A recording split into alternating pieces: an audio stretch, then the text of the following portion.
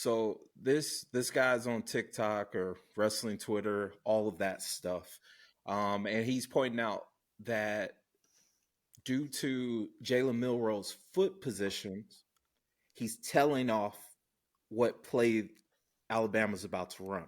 Mm-hmm. Have you? Is this new to you? I So should I've heard, I should have sent you. I should have sent you the clip. yeah, no, so I've heard of it, but I also, a friend of mine pointed out another tell to me the other day that I didn't pay attention to until I realized it. Mm-hmm. Apparently, if it's a designed run, Jalen tightens his chin strap. And I was like, Hmm. there's no way. And then every single designed run, he tightened his chin strap. And I was like, that's crazy.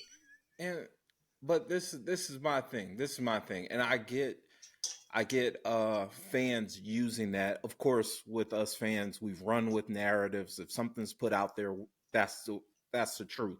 Mm-hmm. My thing about this is, and I'm speaking to college football fans because if you're watching this, obviously you're a college football fan. But do y'all think if one of us notices something like that, you don't think a goddamn college football coach notices that? Why are we upset with the player for this tale and not his coach for identifying that and fixing that? Mm-hmm. Why are we giving Jalen Milroe all this vitriol about how he places his feet and not Kalen DeBoer, your offensive coordinator, and literally anybody and everybody who has a hand in Jalen Milroe? Like, what are we doing as college football fans at this point? You know what Yep. I'm saying? Because that's just like if in the NBA, like if LeBron's shots broke, they're going to talk to LeBron about his shot and try to Right, figure out what's going on with it and fix it. right. Why wouldn't you do that in football? It's ridiculous, man. It's Messy, ridiculous. But college football fans, we know everything, but but none of nothing us at are all. currently holding position with a college roster or organization at all. Whatever. Fire Mike Bobo, LOL. Idiots. How about you? All right, ladies and gentlemen, boys and girls, welcome again to another episode of Dogs versus All Y'all college football podcast, where we don't just talk about the Georgia Bulldogs, we talk about all things college football, hence all y'all. I'm Adrian. You know it's no BS coming from me, and I'm joined by the homie, by the bro, Eric, representing the Crimson Tide of Alabama. Eric, how you feeling, man? Uh, Feeling like there's room on the couch for you, bud. Um, Ain't Come that the on, truth, let's man? come sit down. Let's watch. Let's watch how these playoffs I'll tune bring some out. chips, man. But Hey, Georgia just saved us both the trip to Miami, you know? yeah, Yeah, yeah. But if this is your first time checking us out, man, we really appreciate it. Leave a comment down below. Let us know what fan base are you. Don't be a douchebag Notre Dame fan and say, "Hey, I told you guys." No, you didn't. If you would have told me before, I'll give you that. But now all of a sudden you're talking, it's whack, whatever. Get it off, I guess. I don't know. But let's go ahead and rip off the band-aid. Eric, you can already see what time I'm on, and I know you've been ready to get the season over yourself for quite some time now. But let's go ahead and get into it, Eric. Yesterday, Georgia and Notre Dame played Sugar Bowl, New Orleans. Thoughts and prayers to all those people affected by that craziness. But mainly talking about this game, Eric, man, I did think that it was going to be a closer contested game. I did respect Notre Dame's team. However, it was just something missing that whole game, man. It's just something. It was just something missing about this Georgia team the whole season, and I think this game really summed up how I felt about the team the entire year, and hopefully, Georgia fans now realize that Carson Beck was not the problem, just like I've been saying all for the past 2 years. yep. Um, I think more people are talking about Coach Mike Bobo. I'm not of that side. I'm gonna be honest, but if the wide receivers aren't catching the goddamn ball, it's really difficult to call a game, You're right. especially with a first time starter who actually did look pretty decent. So, Eric, what are your thoughts on this game and Georgia's performance and all of that? Um, so I don't, me and you have talked a lot about both of our squads this year. For sure. I don't think either one of us have been happy with the product that we put on the field this year. Mm-mm. Um, I think this was the offense with Beck without Beck. Um, you lead the league in drops. It is what it is. Yeah. Your receivers aren't fantastic. Granted, you guys had like 16,000 suspensions in the offseason at the wide receiver. Don't even want to get into that. Yeah. So basically, you're running with a whole like your one is your four at this point. Um, Basically. so I get it. I don't think Carson Beck would have necessarily changed much of the outcome. I don't think It so. it If you might look have at looked Gunner's better. numbers, Yeah, I mean, I you mean, he can't had blame a Gunner. decent game. Yeah, Yeah, yeah, for a guy in his first game starting in the playoffs in the Sugar Bowl, um, the ball was zipping, man, like out of yep, his hands.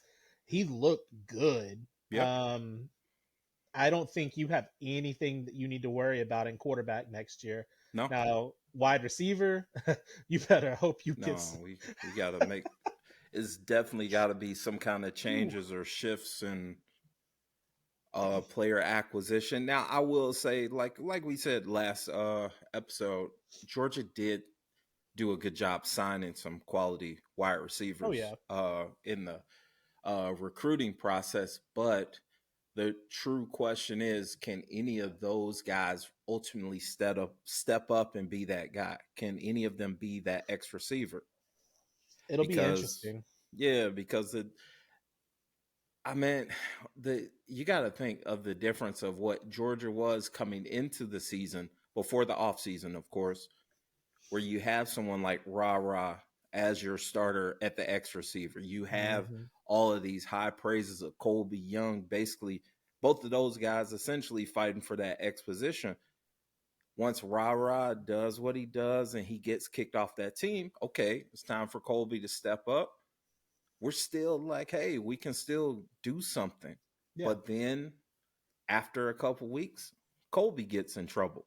Now you have a noticeable, glaring void because no other receiver on our team was good enough.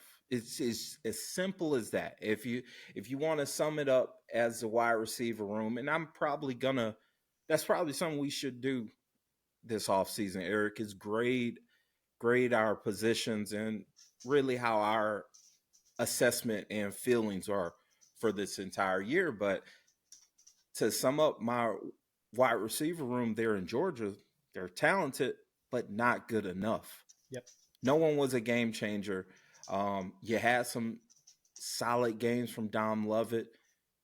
Dylan Bell made a couple plays here and there, but none of them were that guy. We didn't mm-mm. have a AD Mitchell. We didn't have a George Pickens.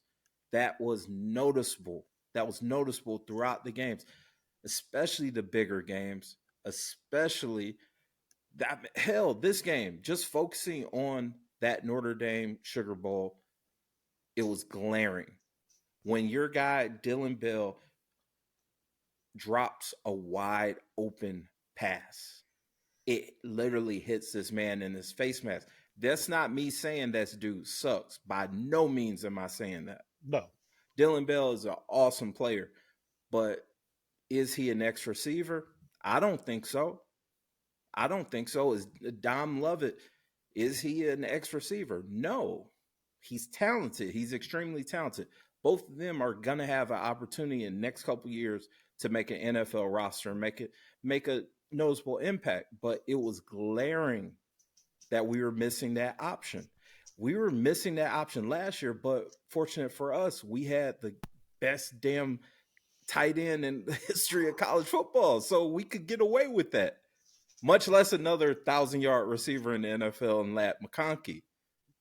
But this year in particular, the shit just caught up to you, man. The Yeah. shit literally just caught up to that team. And that's just like, when we were watching a bunch of the games this year, it seemed like every single game they kept saying that, McConkey and Bowers aren't going to walk through those hedges. Right.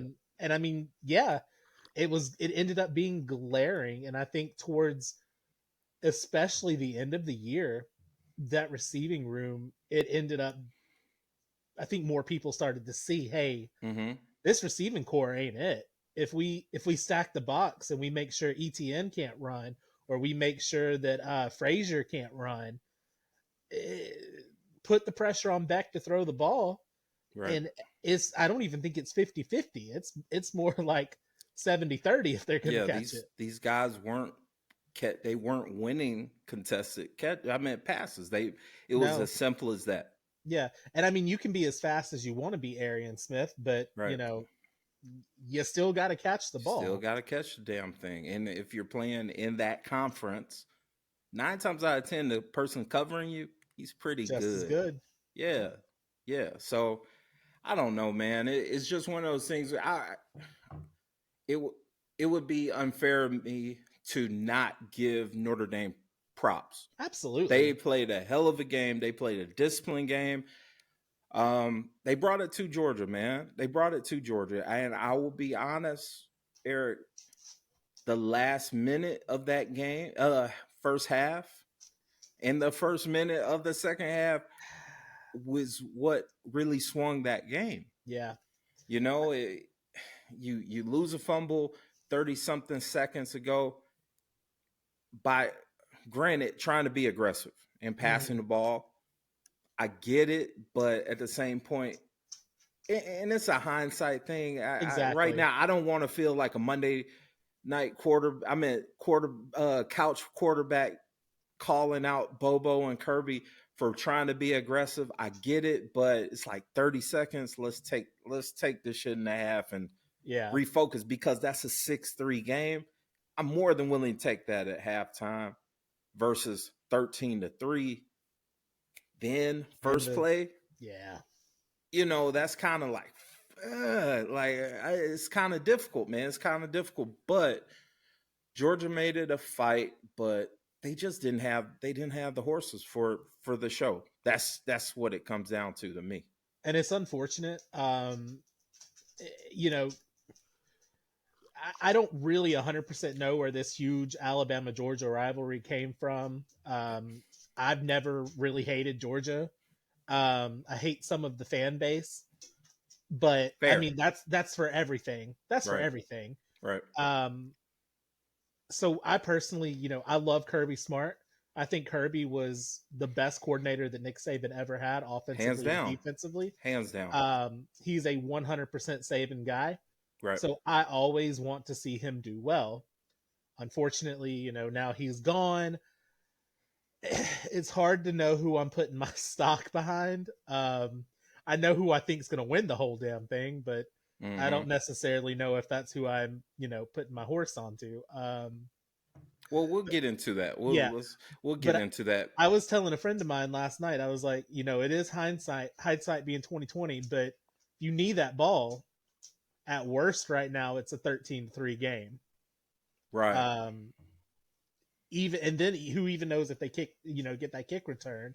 So it is hindsight being 2020.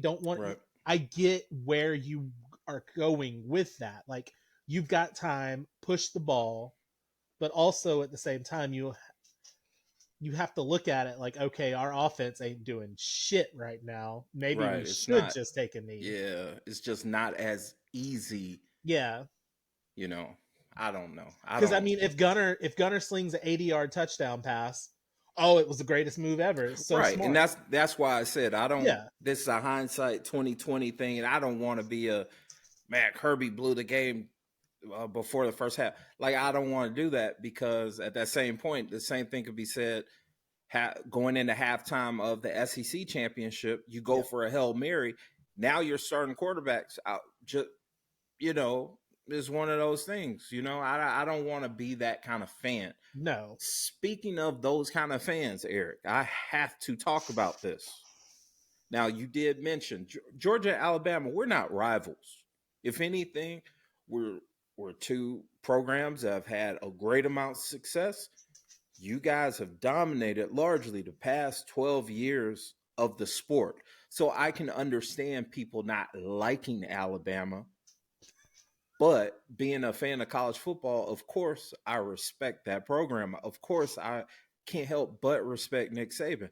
I've said I've said it so many damn times. It makes me kind of feel like I'm an Alabama fan when I say, "Hey, Nick Saban's the greatest college football coach of all time."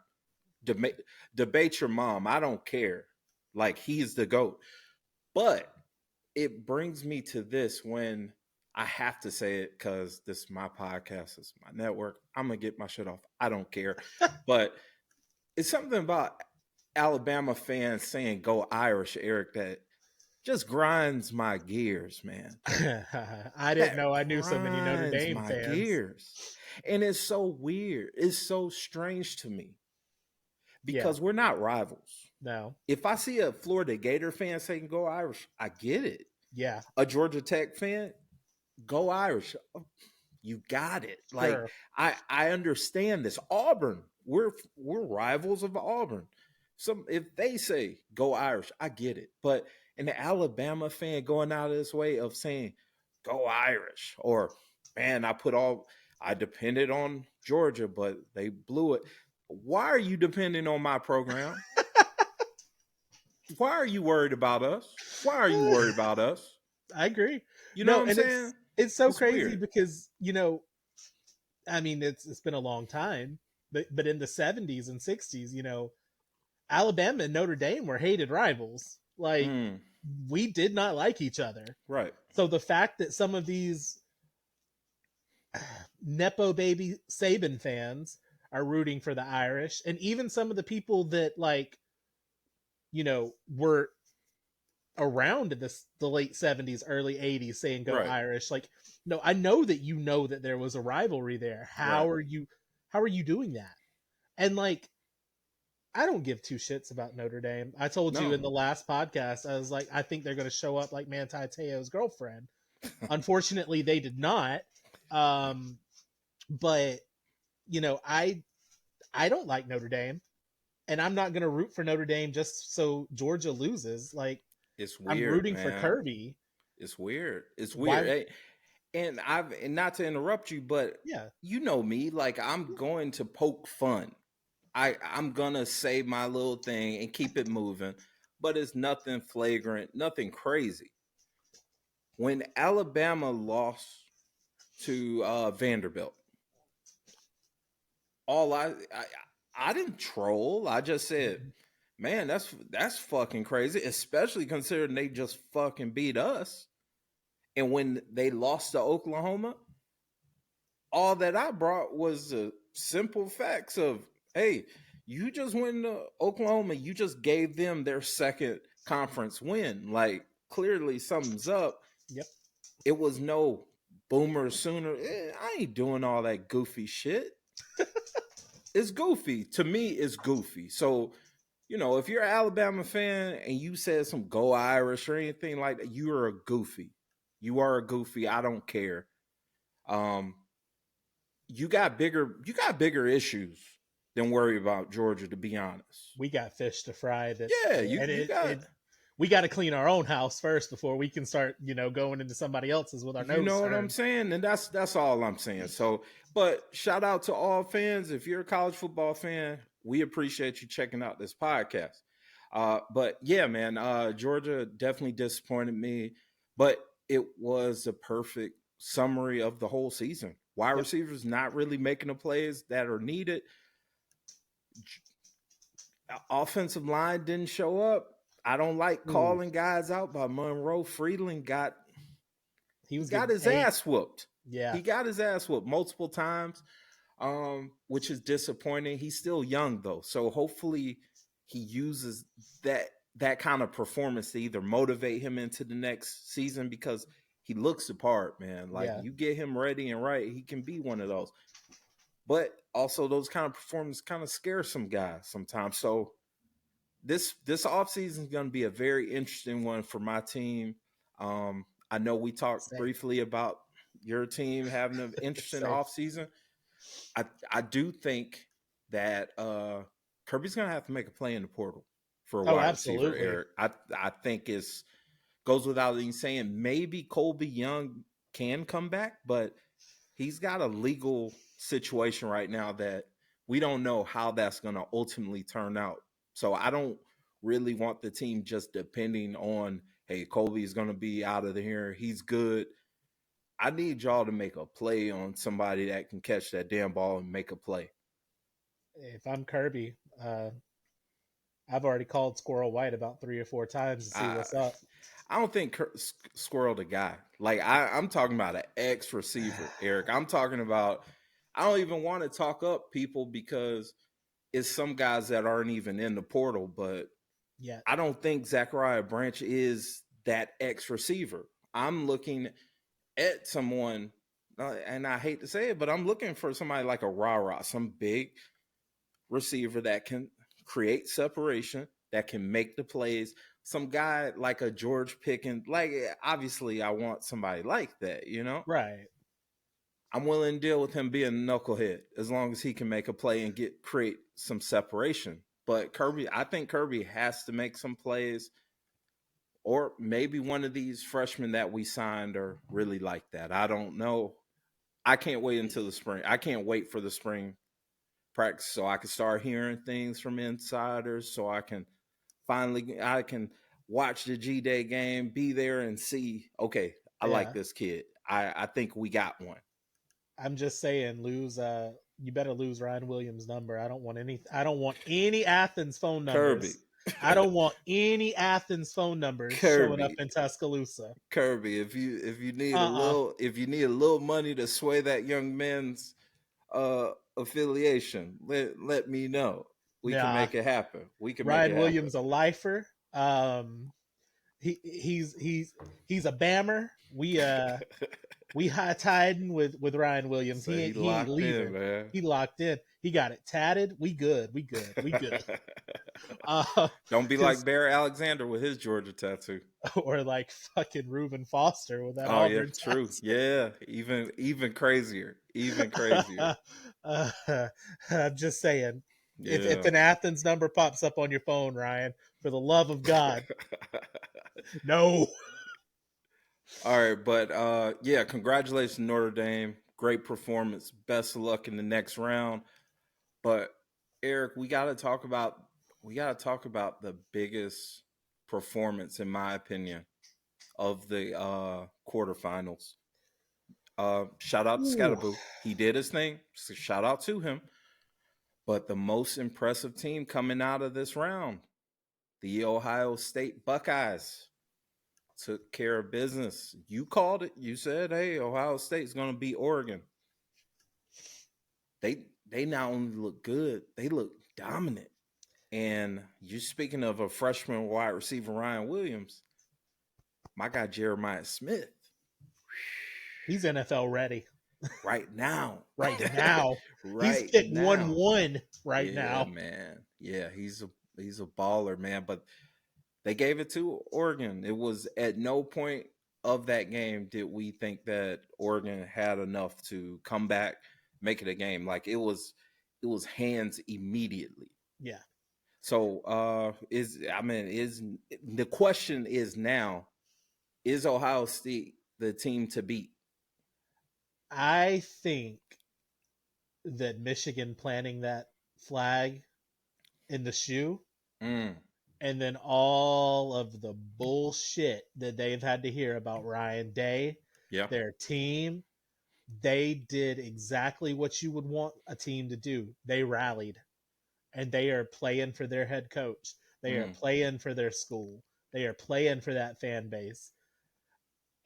It's hard to say that they're not the favorites. I mean, Texas has been disjointed all year. There's mm, nothing that has impressed me about Texas this year. mm-hmm. Um, Penn State, while defensively they look great, offensively, Aller ain't the guy. Mm, That offense ain't the guy. mm-hmm. Notre Dame, they look great defensively. Mm-hmm. Riley Leonard, he's okay. That Love is really good, Mm-hmm. but he's the facet of that offense. If you shut him off, like Penn State shut or not Penn State, Texas attempted to shut down Scadaboo, Mm-hmm. Notre Dame ain't scoring points.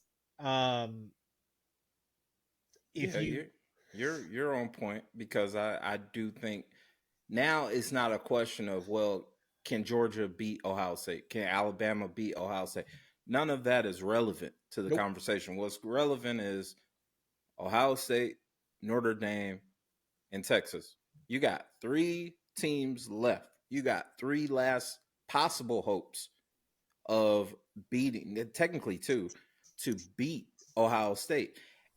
And none of those teams listed I have that kind of confidence in Nope. to ultimately beat that Ohio State team. They look motivated, they look salty, they look angry, they're scoring points and they're stopping you. That Because defense has been like that all season. Now the offense is actually clicking. Now they're cooking. Jesus, man. top to bottom, that roster, you got, Jeremiah Smith, shout out, Quinshaw Judkins, Travion Henderson, Emeka Ibuka, like, Yeah. even if Will Howard isn't who, they wanted him to be, he looks the part right now. Right, right, right. He's playing with confidence, He's man. playing great, and you can't deny it. And they got hot at the right time. That's it. That's That it. Michigan team beat them. Shout out to Michigan for that. Shout Mm-hmm. out to Michigan for beating our ass too. Mm. Those losses will motivate you, Yeah, for sure. and they look hella motivated right now. Yeah, right. I mean, Ryan Day's coaching for his life. You can Absolutely, see it. You can yeah, see it. You can yeah. see it. But but yeah, man, Ohio State's definitely the team to beat going into these semifinals. Hate it. Yeah, for sure. As SEC fans, we both obviously hate it. Which brings us to the next segment, Eric. It's a lot of talking heads in the media, obviously college football, Twitter, and all these fan bases that are saying the SEC is dead. The dominance that teams like, most recently Georgia, add in that LSU 2019 team. And obviously, for damn near half of the 12 years of Alabama's dominance, now things are a little bit more interesting. Now, this past year, I'll be more than happy to say, hey, Big Ten did their thing this year. They are the best. They're the best conference this year in college football. I can say that. I don't mind saying that. I'm a diehard Georgia fan, uh, but I am a smart college football fan, and I can admit that. But Eric, I want to ask you, man, is the SEC dead in your opinion? Dead, buried, throw them in the ground 6 feet under. No, we're not dead. Like, there there have been years where the SEC has been down. We've seen it, and then the next year they come back stronger than ever. You can say that we're dead however much you want, but there was talk for that 12th spot out of the four teams that people were talking about putting in there. Three of them were SEC teams. You Mm, had three SEC teams make three. the 12-team playoff. Yeah. I mean, that's six of our top, however many are in the conference at this point. Mm-hmm. It feels like there's 86, teams in our conference at this rate. Um, but like on the podcast last week, we talked about it. Big Ten, SEC, everybody else. It just is what it is. Yeah. So no, we're not dead. The NIL, transfer portal, all that stuff is just making the league more competitive. Right. Right. And Which is a whatever, good thing. It's a good thing for the absolutely. sport. People have been bitching for the past decade plus. People have been bitching since 2009 that Alabama needs to be shut up. Now we're getting shut up. Now the SEC's dead. Right. You know, Right. Right. we went on, the SEC went on that stretch from, what was it, '05 to like 2012, 13, Mm, whatever year Auburn lost to Oregon. mm-hmm. Shout out to Auburn for being the one that always ends something stupid. Where the SEC won every single year. I think it Yeah. was '07 because '06 was Ohio State. So Mm-hmm. '07 to like 13. But no, we're not dead. We're just it's a down year in the SEC. We all beat up on each other. Call it what you want to call it. All You know, right. when Vanderbilt's beating a blue blood, Yeah. it Yeah. happens. It's just a sign of the times. Now you have a more competitive landscape. If your team, no matter if you're SEC or Big Ten, you could be any of these programs. And if you have an NIL collective that's willing to pay, you're basically going to have a competitive team. SMU was competitive this year. I Yep. don't care if Penn State blew the doors off of them. They were competitive this year. Yep. You have a team like Miami who was competitive this year. And it wasn't because of Mario Cristobal's coaching. It wasn't. It was because they were able to go into the portal, get a game-changing quarterback in Cam Ward, get that running back Martinez from Oregon State, and they built a team through the NIL. And there's nothing wrong with that because all that shit is legal. Yep. All of it's legal. So For I now. don't really want to hear, oh, the SEC is down bad. Well, yeah, compare to previous years where it's just been the SEC whooping up on everybody. Now it's more competitive, and that's a good thing for the sport. By no means am I saying that we'll never see a Georgia or a Alabama or Auburn now with the NIL in play. I'll be honest, man. I'll be honest. Auburn has a collective that's willing to make it happen. Yep. It's a good thing for college football. Yep. It's a good thing. If y'all want to say the SEC's dead, believe it as you may. And then next year, when Alabama plays Florida State in the opener, and you start to see certain things, then come back and talk to me. But this one year, I'm not gonna say the SEC's dead. That's dumb. If you look at the recruiting rankings, top four is always gonna be three SEC teams and And one. Ohio State. Yeah, that's it. That's it. That's It's it. going to be Georgia, Alabama, Yeah. and then insert one other SEC Right. team: Whoever wants to pay up, pony Auburn, up a little bit more. LSU, Right. A&M, and then Ohio State. Like it's going to be Exactly. us. I don't Exactly. get it, but sure, we're dead. We're Right. dead. Yeah. Go off, King. Enjoy it. Yeah. Enjoy it. If you haven't already, like, comment, subscribe, and of course, look us up on socials at Suplex Dinner Club. And be sure to check out our other projects. We talk college football on Dogs versus All Y'all. That's a weekly college football podcast where we don't just talk about the Georgia Bulldogs, we talk about all things college football.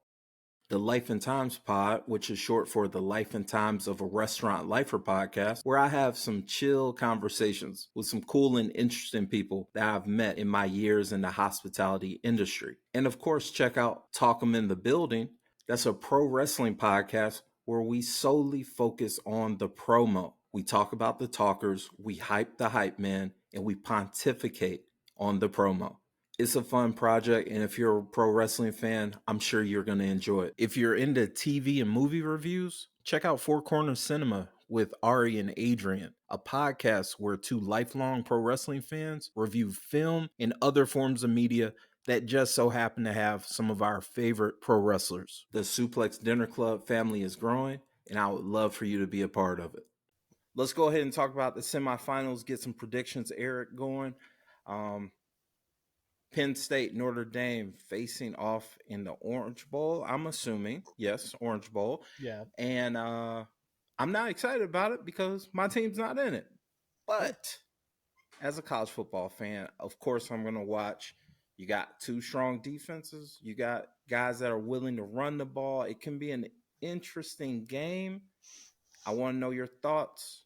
Who's going to come out the winner? I think this is going to be a very low scoring game. Okay. I don't think that there's going to be over 48 points or 49 points between the two teams. Um, Neither offense excites me, but both defenses are very exciting. Mm-hmm. Notre Dame's a 1.5 favorite. I kind of got to roll with Penn State. I just really like Penn State's defense as opposed to Notre Dame's. Mm-hmm. I like Aller just a hair more than I like Riley Leonard. Okay. Um, I think it's a coin flip as who's going to win it. But I think I got to go with Penn State just because I believe they've got slightly better of a roster. I feel that. I feel that. And um I see that just shows how sad I've been as a Georgia fan all day because I haven't even looked at the line. So are you saying that Notre Dame is listed as a favorite? 1.5. Yep. 1.5. So basically split down the line. Yeah, man, I'm gonna pick Notre Dame. I'm gonna pick Notre Dame. They showed me a lot defensively. Um, So you can they say you lost to the champions. Nah, I'm not. No, I'm definitely not. We could talk about that in a future episode, but I'm just gonna be honest, man. I do like their defense showed me a lot, man. They're a Yeah. very disciplined team.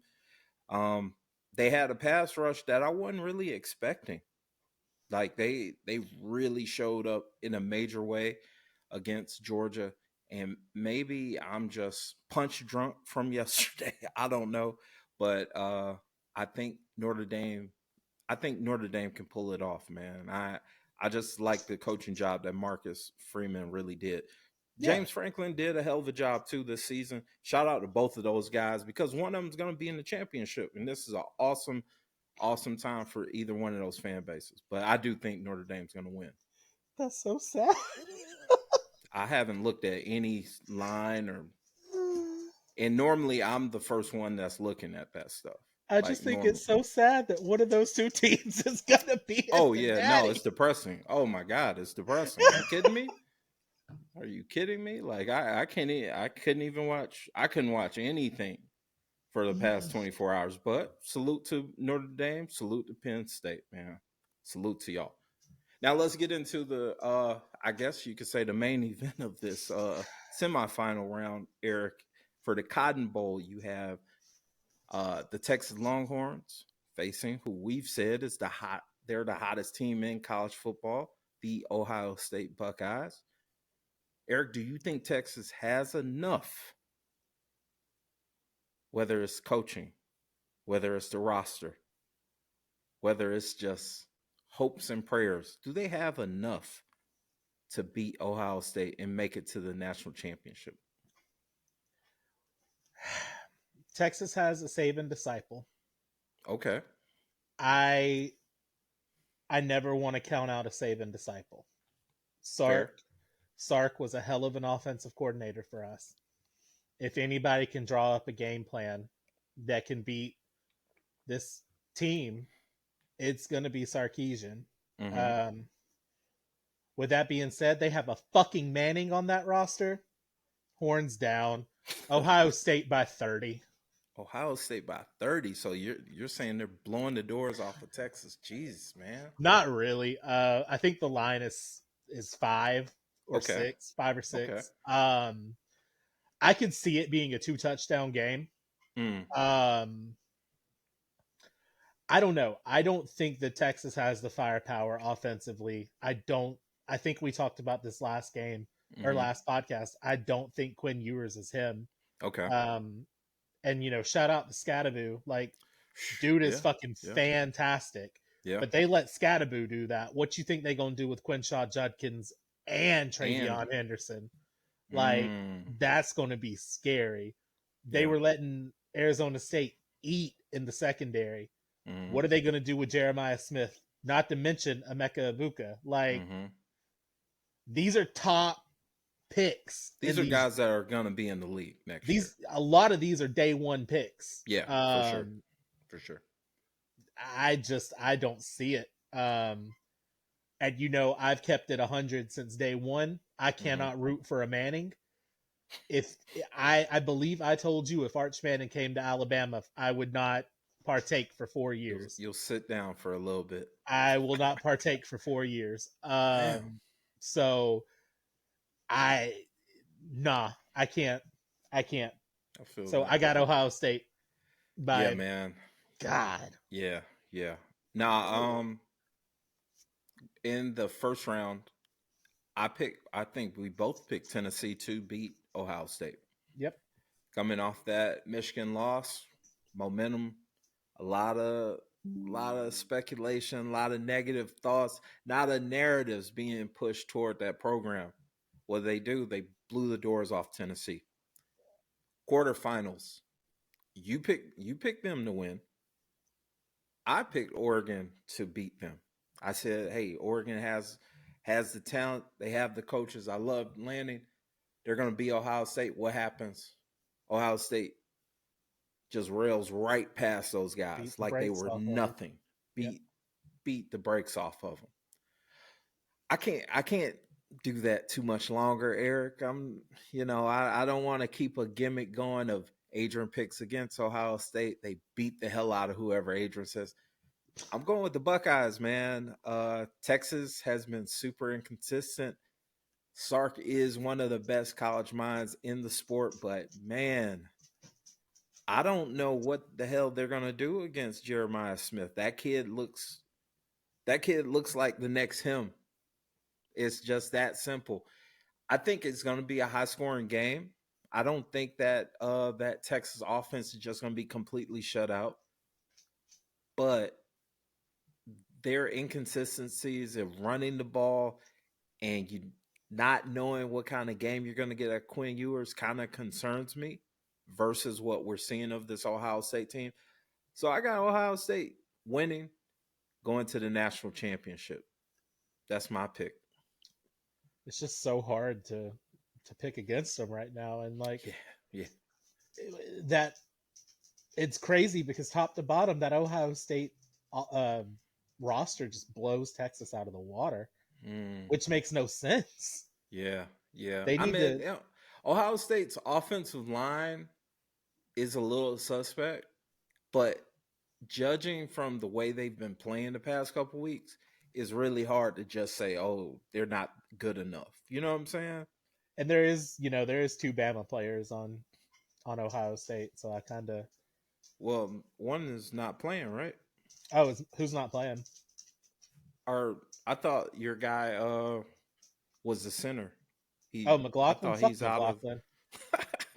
I thought Uh, that's one of the guys you talking about. Are there yeah, two additional no, past no, him? no. Him Oh, and my boy Caleb. But mm. shout out to Caleb. I miss you, Yeah, yeah, buddy. definitely, I wish he would have definitely. never left. I'm glad to not see him in Athens next year. That's what I can say as a You ain't Georgia got to fan. see Jalen next year either. So, congrats to that, I guess. Yeah, I don't want to see him ever again, ever again. Alabama And fans please get don't their get fucking drafted. way. Please don't get drafted in the AFC North, He's Jalen going to Milrow. I Pittsburgh. never want to see you again. I never want to see that guy ever again. Boogeyman. Eric, man, what are your final thoughts on this past week's playoff games? More of the same. I was bored. Outside of that Texas Arizona Texas, State second yeah, half, that was a good game. it just everything has not. We got to get rid of these automatic buys, man. We gotta.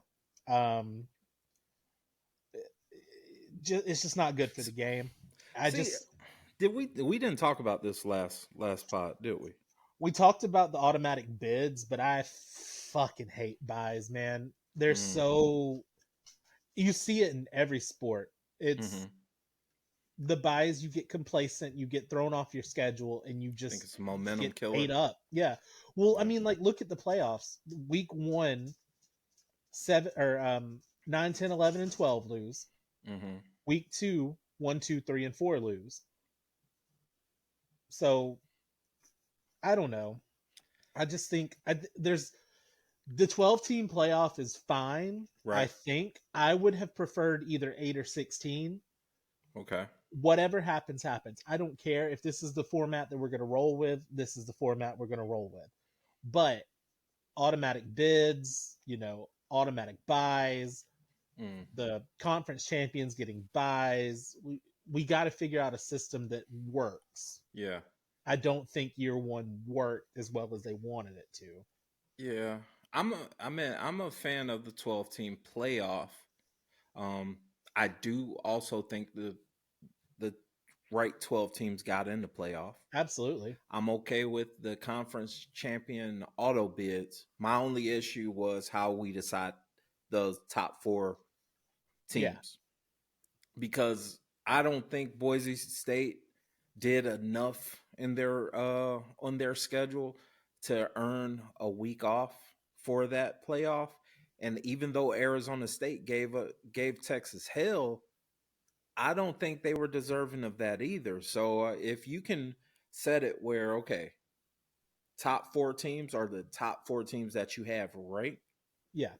Then you're cooking. Like, I want to say, I sent you what the playoff brackets were with that, Yep. and the games look A lot more better. competitive, Like, Exactly. let me try to find it. I know I message you, but we always talk about all this other crazy stuff. While you're looking that up, I mean, I agree. Like the Power Five conference champions absolutely deserve to be in the playoffs. Don't get me Mm-hmm. wrong. I just think, like you said, the way that they seeded it, like Boise should not have been a bye. Right. Arizona State did great. They should not have been a bye. My dog is eating something he should not be eating. It's all good. Um, but yeah, no, they did not deserve their buys. So, it should have been Oregon, it should have been Georgia, it should have been Ohio State, Mm. and it should have been who would have been ranked for? Well, this is what I got. So, based on their final rankings, 1 through 12, obviously taking into account that Clemson's an automatic qualifier because they won their conference. Garbage. That's fine. It is what Sure. it is. Arizona State, same rule applies. First round would have been this: number 9, Boise State, at number 8, Indiana. Number 12, Clemson, at number 5, Notre Dame. Number 11, Arizona State, at number 6, Ohio State. And number 10, SMU, at 7, Tennessee. That's not guaranteeing that there's not going to be a blowout or two, But because that that sounds a happens lot every year. better. But all of those games sound way more competitive, way more fun than what that first round was. But Yeah. that's neither here or there. I do think that's a quick fix for next year's 12-team playoff. Absolutely. And and to me, those games, I think the only one that sounded blowouty to me was SMU and Tennessee. The rest of them sounded like they would have been hella competitive. I would have loved to see that. Indiana, who was Indiana up against? I want to say I said Boise going to Indiana. Boy, would that not have been fun watching Genty in that game? Right. And then that gives Genty another game to try to break the record. Like, hell yeah, I'm all for it. Yeah. It is what it is. It's year one. Yeah, for sure. We'll get it figured out. Once Nick Saban becomes commissioner of college football, he'll write this shit. Right. But Eric, man, as always, it's always fun to talk college football with you, man. It's great to spend some time to talk about college football. It's super crazy now that we don't have Georgia or Alabama in that Final Four after these years of our teams battling and doing our thing. But hey, the SEC's dead. What do we know? We had the funeral yesterday, man. I'm sorry. Right. I'm wearing black, obviously, so it was. That's you're what black. I'm blue, so we got beat black and blue because the SEC's dead. Right. So it is what it is. But listeners, thanks again for checking us out here on Dogs versus All Y'all, a college football podcast where we don't just talk about the Georgia Bulldogs, we talk about all things college football, hence All Y'all. I'm Adrian, this is Eric, and as always, go Dogs. Go Irish. Jesus. Trust your preparation. No, your ass is prepared for this shit for fucking 365 days. I think about the fucking that locker room. Think about getting our opportunity. All the shit you went through this week to get ready for this game. Now is when you pay the fucking price. You go out there with energy, enthusiasm. Ain't nobody's supposed to be cautious. Ain't nobody supposed to be nervous about shit. Go out here and fuck their ass up. Don't think about scoreboard. Don't think about shit. You think about knocking the shit out of them. You hear what Box said on Monday? When I sat in that fucking meeting, I wanted to go fucking play right then. Tore your shit up out here. 2 years ago, fuck your shit up. Goddamn pride and joy tells me you fuck these guys up. You go play the right way. You play the right way. You knock their ass off. You stay off the fucking ground. You tackle the fucking man with the ball. The shit's easy. Look at the right shit. Punish their ass on offense and kick their ass on special teams, guys. It's about who the fuck we are. I believe in you. Let's go.